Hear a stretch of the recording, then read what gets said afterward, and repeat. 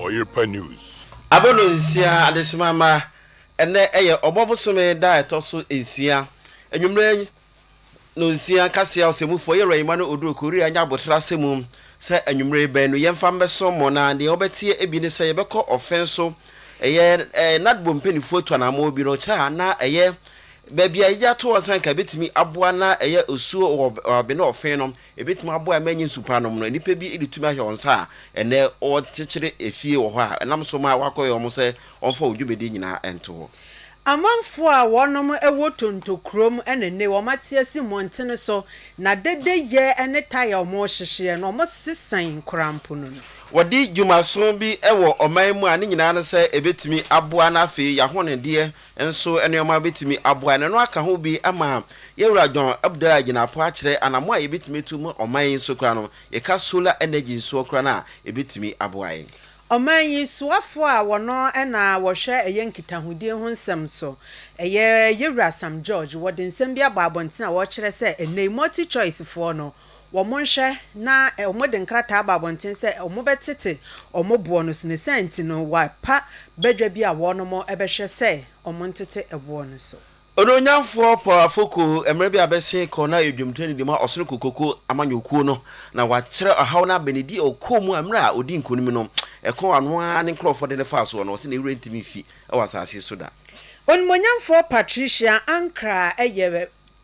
MCE ewo afija kwa Abre South ne wo kire mu a wo se amanfo a wono ye clean up exercise omo enfo mo ho njimo mo nso a wo mo bia ya omo te omo nhwe eni ho ni nyina Nyankopon bo adwada wo saman wo mo nyina wo de krata ekwa akoma wo mo nyina ene ye ko eye finfi mantam so a Dr. God eye awinsen so ede ababontin na futu ma oman se ekwan ya wo se efa so a opasa ase ato a unkogina fikire bia na be wiase no na yeti uti afi na utie mum se oba bia bi se mpeni trans mum amia na obi agima sa se o se yemfa kwampa so na ebetima abo yenyina so na yemfa se da piese ema eye boseba electrical se eye solar nkania na rechargeable fans a ene betimi abo radio ewu mum na afi pen drive enso mo etimi bo nyom de fine fa ho no na wo se etie nyom we di ekese ne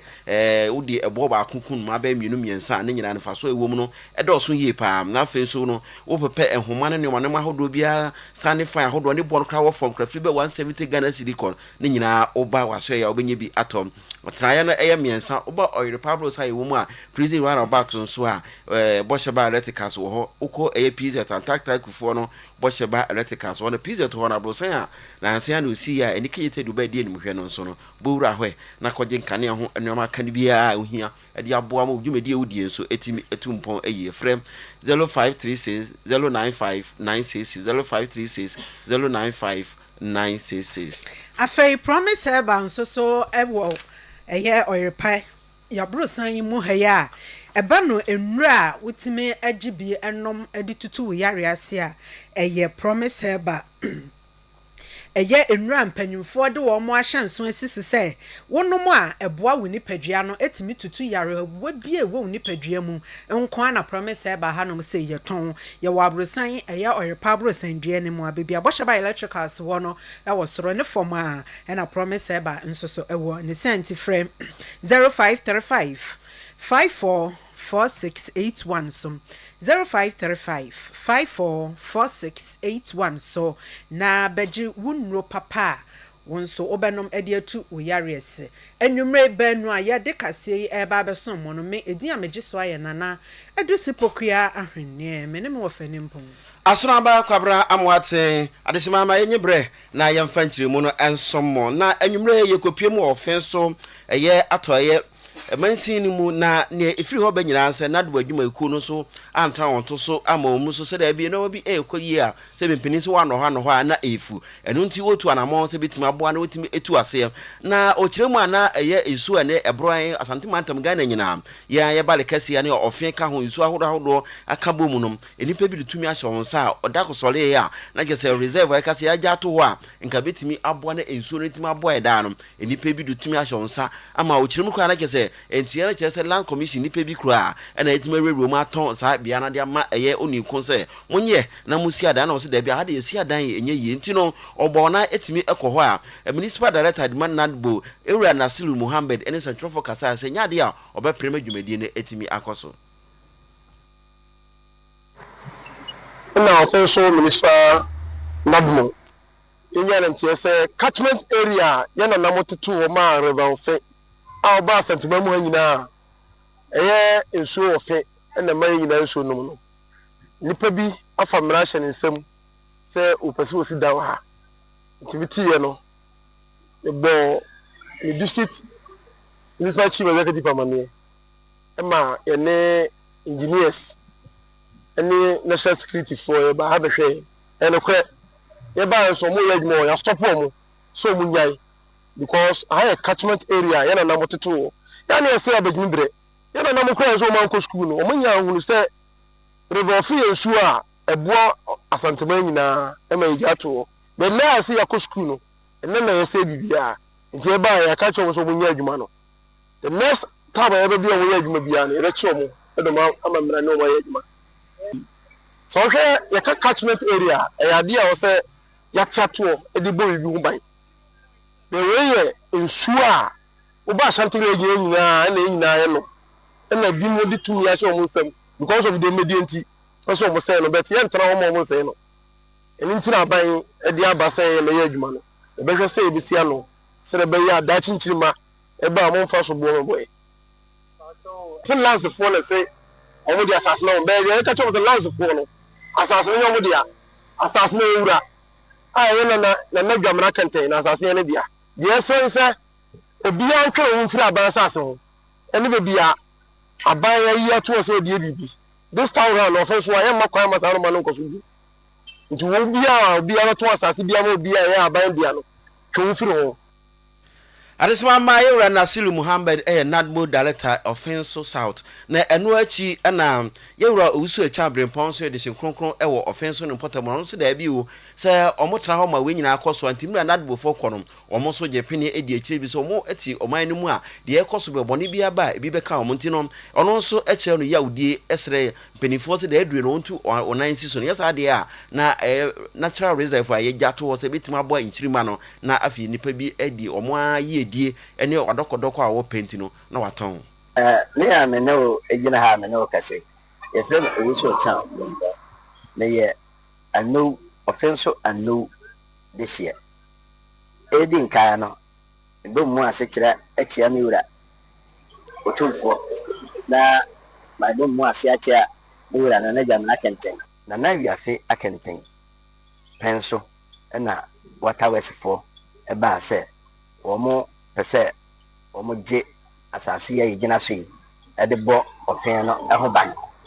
asema me no kan be 50 years ayi asem ni na ya fa kenten ye se a de ye na ye eti omo asase no ya womo de bo insuro da musa tu barakese wohini bia na asase bene insuro no bia de womo je ebi a womo de bo insuro no e ho ban de 50 years ni yente basabasa bia ewo aha na America kreni na ya fa kente wuye na chi na wuye ni mu a na satam no ye be ye Ghana Green Day e be due ni nyina pa asase no so se de be ya forest ne betima gina bo enso no e ho bai enti mira yo mo ye saade ye na abrantie bi e ye admo tana asase no e de ama no eno nti nipa bi e last commission susu se omo na aton asase na nipa bi a itiamra se aban dwapade na se oman no ene mapa bi e de ato ho se ema enchirima no nipa kontonkro betimi editumi ahede nsem etu sa anamo no amanfo a wonom ewo manso tontokrom a ewo amanse South mansini no asante mantam mu hase ya ene enne omate agusimontene so pa dede ye omoye no na nya asem ketwa ene ese de eda TV ne so no wo mo de taye ne nua asisi kwan no na omatwaja atum ne nyina ne se eye asanko gold for omanya ne ntie se omo aba honom a wo maba beje wo mo nsase ne bia chese omo ba be yeso adwuma no mo hwe mu nso a nsase no omo nana no penso e no mo gyaide ma omo se omo ntena ho no mo endidi afei die dom betia ne se sa gold mines omo ba bedu omo dwuma ho a omaje concession e wo ho nti omo tamasem yi krampo e de koma ya asante mantam so afo se wonka bi mo omo se ne be ya omo nsa betimi aka omo nsase na afei die omo koda ye no omo sore ya ntete ya omate ne se ye mpanyufo asoma asrafo se wo momra mebo asase no ho ban se ne be ya eye asanko gold for ne betimi abaso aba bedu omudwuma na no no mo nso se ehene ha na nye dede yo amrantewa ene maba watisi montene so ye ne yonkoti omo nsem ne bi Company and indeed Asanko miners. Everybody say Asasano Ayomodia. Then so Ayasasia, Yananam, and I ever transfer. Now a Quadada, Yananam Musasabi, a former Gudia Cacao, into a man young Cacacra, and a woman by a day. Yanka means you, and you are some of the soldiers. Last year, 2024, about to do so, our enemy will be actually among by being super placard. Musumi Minister, our Santa region, Obaha. Ebe hu se ba bia asase no akwakodu no atukuru it wo fra say ma ye nye de bia na mo ba to nsa fra e ya Asanko miners ni tontoku mine ampa 4 days ye ni ana na otwe ni go share minister say ma ya tinyante say meeting na meeting bi the minister kan say mo da mo nkwa we ba say this also na president na many na this also be ku ba bia mo kan wa asem no ye wo anadua na ye say omo di militaries ba kasa ne nyam so manager wada Asanko miners ano chasiamu a waka dusubia se minister say one for president anaso one mbere for this also dia ene ba bia mo concession wo bia no omo di soldiers beko amanfo no mu bia wo mo ewo mansu tonton krom nsem na yeti ye na owura Richard Osei eye ndis mpanyufo ni bia wo mo ewo eye tontokrom honom na wono nso so ede kakra etu sisei Yani minister kasa yani obu ina kasa ya yanti ya yenya ya ne se omo ba akura no minister nya we because minister ni yeshia e ka tire se wono omo kasa enti mu ya bia mo de be maye ase date se date we ana ya bankai omo bankai enti omo ya de ni for minister so abra minister plan nya we so mo ba because of omo de omo mra ase omo nsem no enti no omo yesa yes se president se be bia omo ba mo nan enti ase mo efo the nipa wo maso la no eje ni paketo a na nipa ku krom la no eje ni paketo a ane wa enipa ewo mansu tontokrom no enye ni paketo a ne senti Ghana mampanyine ene wo no mo a eka bi a ewo manimu ya mommo modene enso ohawi ano wadi jumason bi a di da so 7 meeting of International Solar Alliance regional committee for Africa nyina akọ so wan krampupuni mantamu na dwumadie na botaa nyina se betima aboa ne solar nso nkane ana nenom abibi mam so yebre no na bebre ho a obre pa wa nyinam kane mu oman ga na yeka ho bi pa edum bi a yesakoso mu awe afi bebi ase no yedum ha na yaso ha ne nyina no na empente kwa yekom na ano de mo oman eno aka ho bi ama dwumadie na ase no so afọ ohwe oman ahone ne ese so yewura John Abdullah Gina Ponso ebepi dwumadie na ase kire se abibi mam ye wana mu tu pa de fa kwa yebitima aboa na solar enso ababoa ye me nyinam kane a dwumadie na etimi etumpon very negligible figure when it comes to solar installation. At the continental level, bridging that is our collective opportunity to transform pipeline projects to bankable ones, providing low-risk premiums and attracting far greater private capital is very, very important because African governments alone cannot shoulder that burden. Indeed, the data shows that we require about 50 billion annually to invest in the energy sector. It is precisely in addressing these challenges that the International Solar Alliance is reinforcing its support. Ononyafo John Abdullah Jinapo na yetene kan enu achi na yewura setepe emre abesen kokora na ono na hwe oman ifutu sanfo sika semso o oman mo no so dwumedie no wase akire mu se ehu behia papa sanse enenom dumso na dade yade etimi ha nwuma pebre e wo bibima mu a se yetu ho na mo so oman Ghana ne yejatum na yaso solar so dwumedie mu a ebetimi aboa oman. The accelerated partnership for renewable energy in Africa, or APRA for short. Distinguished delegates, ladies and gentlemen, The continent holds 60% of the world's best solar resources, but accounts for only 3% of global solar PV capacity. This 7th Regional Committee meeting is an imperative as a platform for energy ministers and technocrats across the continent to come together in an action focus. Adesima ma nipa yetini kan no nya force tekwe maybe abese kra enche kra no na ono no hwe oman fitisanfo so ewo oman mu na yatini kan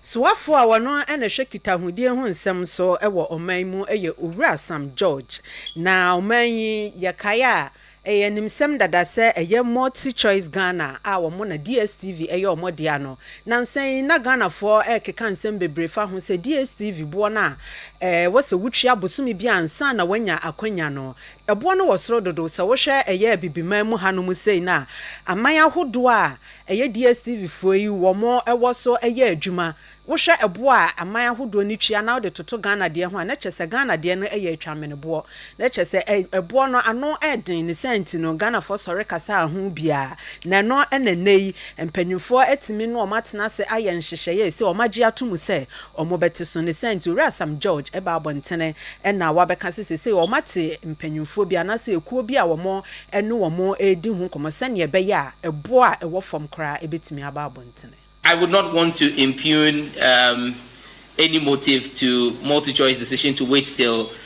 barely 48 hours to the conclusion. Let's just say they saw light at the end of the tunnel very late and realized that the ministry was not going to back down. They realized that Ghanaians fully back the ministry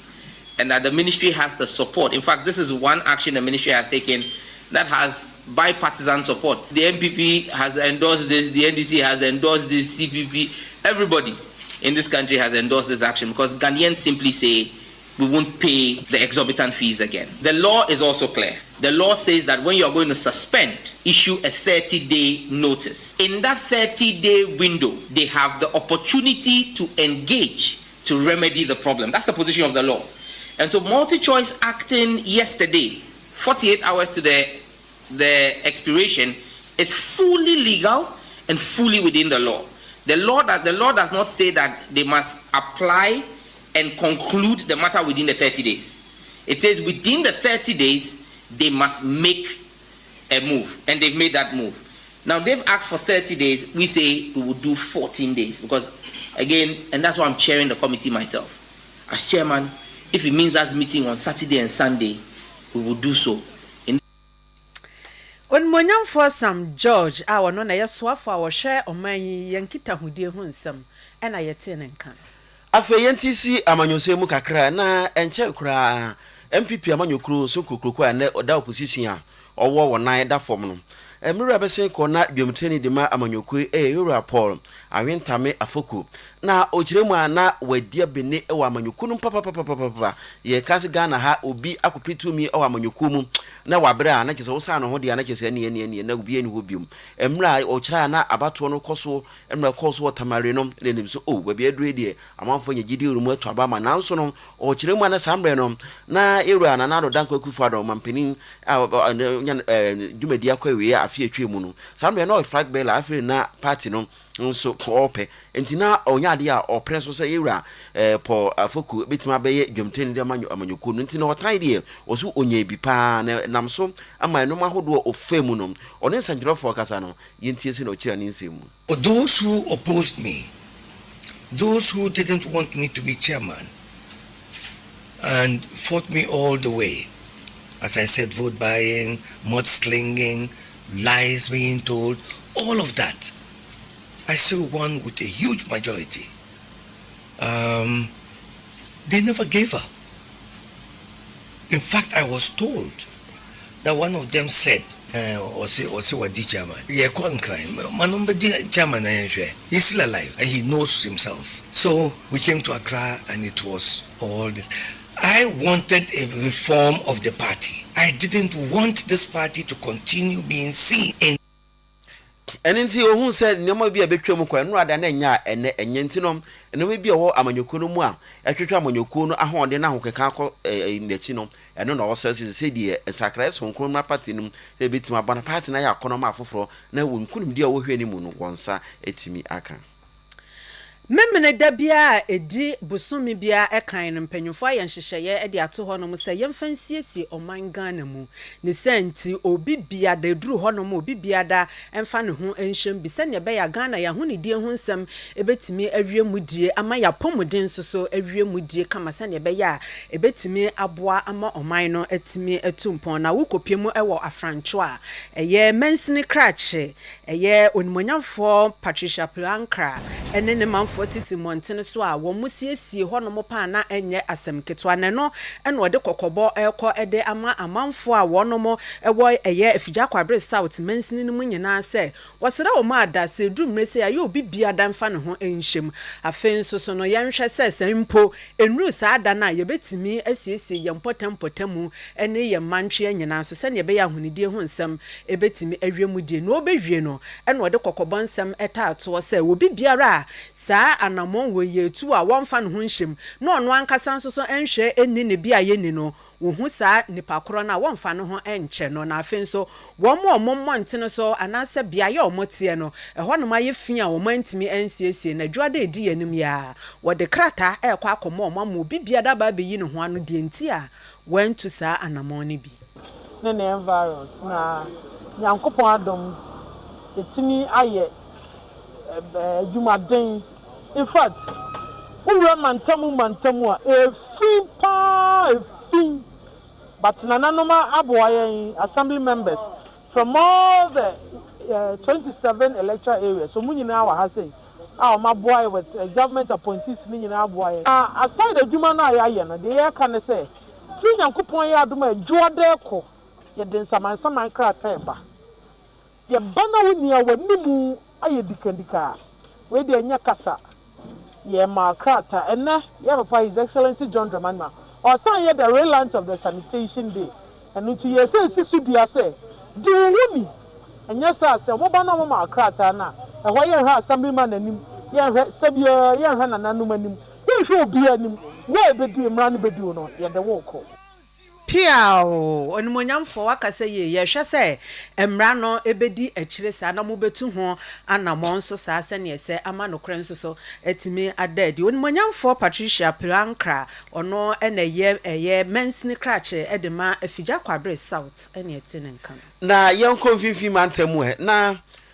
Stuland ene nananoma tankunya awogumu afete nso etu anamo bia ne nyina ne se obetima aboama gumu afete customer land secretary so wetimi asibia bia ebetima abana brano so obi airpay ne nsase nsensem edwumadie bia etimi du anamo bia wutu so register okohwe se odie eda emre kwan mu a ne nyina ebetima aboana sase ho manso tweno nkyira ka hodo edum bia na pija kosoro no ne nyina nso no etuo ebetimi etwane no na dwumadie na se no administrator de Stuland Dr. Gad Asowil ebepie dwumadie na se no de futuo amatimamfo Ghana se ebrano yentu anamo o pasase ato a hwesa asase a wuto no unam na kwanso trodo nananam nsase a omode ano ye nhwemu kakra hu se ampa bebe menam na ye nyasa kire bi no kofa fikire bi a be wiase no na obi din sa wo wani afi usu a na onsase na se usika akotoye no na wonsantimi anka. And without doing due diligence, I mean, you can't buy land the way you buy tomato in the market. There are certain things you need to do before you acquire land. I mean, your searches are fundamental. You need to ensure that you get a site plan that has been developed by your own surveyor. Normally don't rely on site plans that have been given to you by the vendor. Get your independent surveyor to go to the site to do, pick the points, produce the site plan, and then use that site plan to conduct your search first at the secretariat, and then you proceed to Lands Commission. And then once you are satisfied with that, you do the next thing is to test the land. Maybe there are some hidden information that is not within the purview of the Lands Commission or the Secretariat. People say, oh, you can tip maybe a trip of sand on the land and see if anyone will come forward. And those are some of the things that you do to protect yourself. Anything no more hodo ya betima boy yan kasa edwapade ho ban ana doctor enso ade ato yenim na enu achi no ohwen popro de ma ade sia wo go mu afete na abo ata otoso mienu nso kan se we die adwumadie ne abayi papapatra na aba ne die oni da so se bitimi aboa ma afi saso ho mansontwe wo mpotem ho no eto bitimi etwa pete customary lands secretariat aba bunyubeka de it has come to stay na oboboa na yen sase sema sebi onku yi obi akoto asase double six ina no nkika ho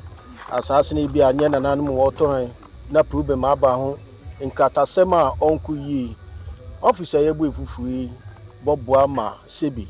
insasa akocho anade obi nkrata sem onku yi office betintin na nyama ose ofata na ama obi wakoto asase na ontimi hu asen yobohwe na ya tun safre obi biara na waba na ya hwe ni nkratem se ose de oye gumafete customary land secretariat bua odo bua na damututu yedugu akwem obia no na asumdwen adesima ma nana abo ata otosumienu eyohwen popro de ma adesia wo gomu afata mfimfi mantemu na yete ne nkan ya kwatoa kase no so ewo atifido mantemu northern region na akuafo ewo ho wo munsa guomuti o na so mu su ne agyaadwe o mu twa na nya asem keto ani nyina ne se afi bia o mobon mode ne dua wo mu mfudie no na eduru mra sese wo mu betwa o mu ntikitame o mu ntija me don beti ansem panifo se ye bebie eye bagridam no na no so na mi so mu bie ni se bum na atwia fom mfudie so o ma fie nyina na chese ni nyina sese na ma asetena ne abrabo aye den pa de amomo na no mo sere mpanyumfo se afi we mu de ne de o mo sere o ma ada o mo ntwen na nkomuntime entwa o mo mfudie ni nyina enwese na be yo betimi aton bi no mo bakora bi nso o mo bedie na abrabo no etimi aboa wo mo eye na afenso se nya sanso a wamo sere se omo ntimi fa nhyehyeye bi ento ho se ne be ya ensuo no bia omo eba bebie bagredam no entimi ending samoni bia. It occurs, it opens the water and then the spillage comes.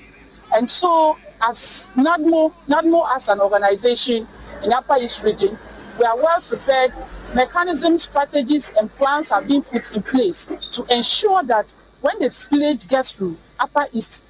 it will be well curtailed. Some of the mechanisms include public sensitization and sensitizing farmers and residents along the white voter and the black voter, and also sensitizing fishermen who fish around the lakes. Quite apart from that, we have been able to so far engage key stakeholders like community leaders, chiefs, assemblymen, and so on and so forth, to help us in this regard.